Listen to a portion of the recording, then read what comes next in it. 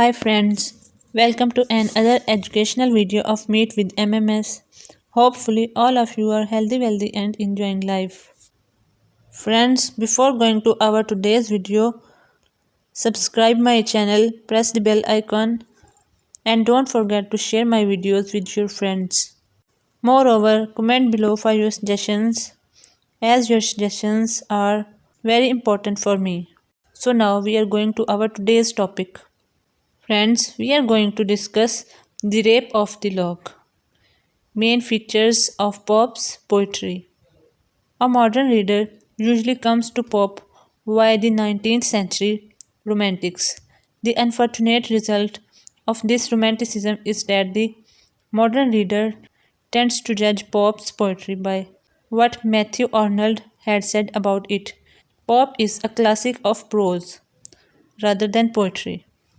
Despite the use of wit, genius, nature, reason, and good humor, anyone can discover that, in spite of the 19th century prejudices against Pope's poetry, his poetry is exquisite in many ways. His poetry is quite appealing, even though its appeal is different from the Romantic poetry. Pope lived in what is known as the classic or non classic age of English poetry. This was the period when the criterion for good poetry was imitation of nature in the light of ancient classical poets of Greece and Rome. Pope himself also shared this view and upheld it in his essay on criticism. The rules as derived from classical poets were decorum and restraint, universality of ideas, and a grand expression. Pope set forth so of these rules in his well known essay on criticism. First, follow nature and your judgment frame by her just standard, which is still the same. Learn hence from ancient rules a just esteem. To copy nature is to copy them. Pope had a desire to write an epic, and of all the Augustan poets, he was the most well equipped to do that. His translations of Homer give ample evidence of his handling the epic material as well as of his mastery over the genre. His dream to write an epic was never realized, but the mock epic genre which he took over from Dryden and made respectable was surely modelled on Homer. In fact, the rape of the law follows not only the epic devices and conventions but is at every stage rather close to the epic structure, especially to the Iliad. Pope's failure to write an epic should not suggest that Pope showed no originality. In fact, the concept of originality as we understand today was foreign to Pope. In his time, the rules for different kinds of poems, styles, epistles, essays, and imitations had been firmly established, but Pope did not follow them like a slave. He acknowledged that a great genius like Shakespeare or Milton could violate the established rules and create something marvelous. Great wit sometimes may gloriously offend and rise to fault. True critics dare not mend from vulgar bounds with brave disorder part and snatch a grace beyond the reach of art.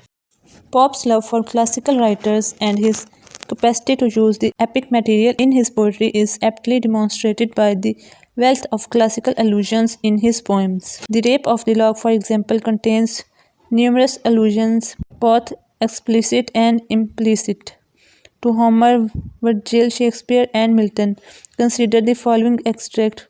For example, what time would Spear from steel receives its date, and monuments like men submit to fate.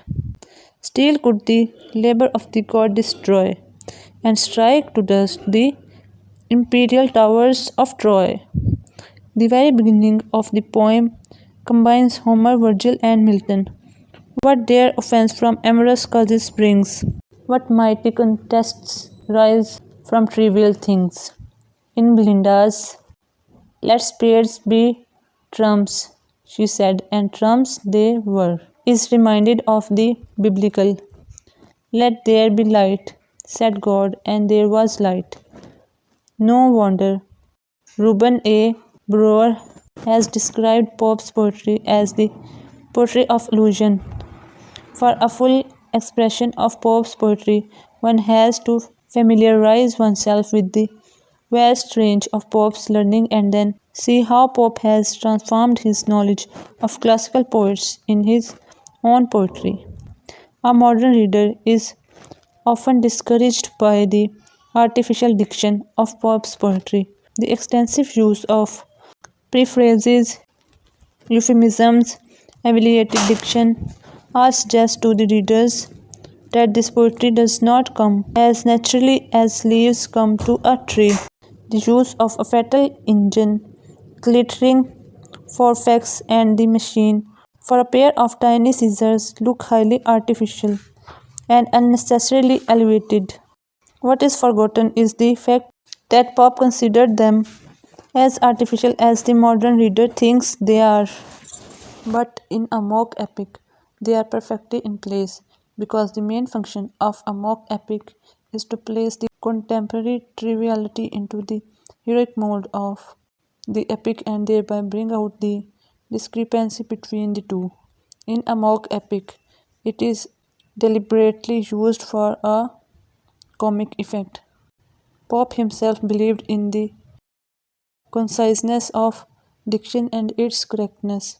He expressed his belief in the essay on criticism, where he wrote, "True with the nature to advantage dressed, what of was thought but never so well expressed.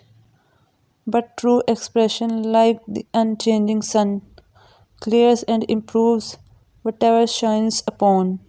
Pope was against false flowers of rhetoric and useless verbosity. Words are like leaves, and where they are most abound, much fruit of sense beneath is rarely found. False eloquence, like the prismatic glass, its gundy colors spreads on every place. He found fault with the metaphysical poets for their far-fetched conceit and flights of imagination. Pope frequently revised his old poems. The Rape of the Lock was revised shortly after it was written. In each case, the revision was an improvement on what Pope had written earlier. Soul through white curtains did his beams display, and opened those eyes which brighter shine than they, is improved in this way. Soul through white curtains shot a timorous ray, and opened those eyes that must eclipse the day. Pope's ideals of order, architectural harmony and design, easy, natural flow, and vigor of expression are amply demonstrated by his heroic couplets. Though the heroic couplets had been used by others before him, but it was Pope who brought it to a level of perfection so that each couplet looks like a polished gem, both within and without the immediate context. All this made his couplets most quotable of all, after Shakespeare. A little learning is a dangerous thing. Drink deep or taste not the Pierian spring. Essay on criticism. O thoughtless mortals, ever blind to fate, too soon dejected and too soon elate. The Rape of the Lock. Another principal quality of Pope's poetry is its representative character. All his works give maximum expression to the social and moral characteristics, manners, and literary taste of his times.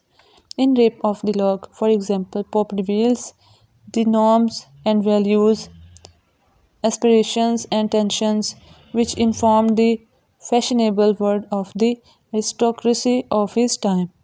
It is the court where the hungry judges soon the sentence sign, and wretches hang that jurymen may dine.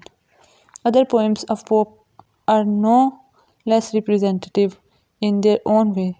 The essay on criticism represents, in a versified form, the neoclassical theory of poetry, while the essay on man brings out the philosophical eclecticism that prevailed in Pope's age. The social, political, and the religious climate of Pope's time provided ample scope for the writing of style. Pope's own deformity, Catholic religion, and consequent alienation from the society, and his high moral concern for the reformation of the society turned his genius to express itself in style. Pope recognized his own talent in the epistle to Dr. Arbuthnot. Yes, I am proud to see men not afraid to God, afraid of me. Pope castigated many of his personal enemies in his styles. For example, Theobald, Colle, Cibber, and many others. He managed to raise even personal style to the level of the general. Pope's reputation as a poet has been many fluctuations. In his own time, he was criticized by Theobald, Bentley, and Addison, whom he subsequently criticized in his poems. But among the Catholics, he was an undisputed poet lieutenant. In the early 19th century, Pope was attacked by Wordsworth, but equally strongly defended by Lord Byron. Charles Lamb and Hazlitt recognized that the charm and power of Pope's poetry, but later Matthew Arnold concluded that Dryden and Pope are not classics of our poetry, they are classics of our prose. In the 20th century, Pope's fortunes have begun to swing upward once again, and he has found admirers in T.S. Eliot and W. H. Auden. A revaluation of his work has recently begun, and he is no longer denied the status of a poet. Yasmin Gunretne has praised him for his qualities of breadth of vision, firmly held religious values, and lively patriotism, the ability to deal concisely with massive materials, the mastery of descriptive skill, of tone, of rhetoric, and the perfect control of a chosen word form.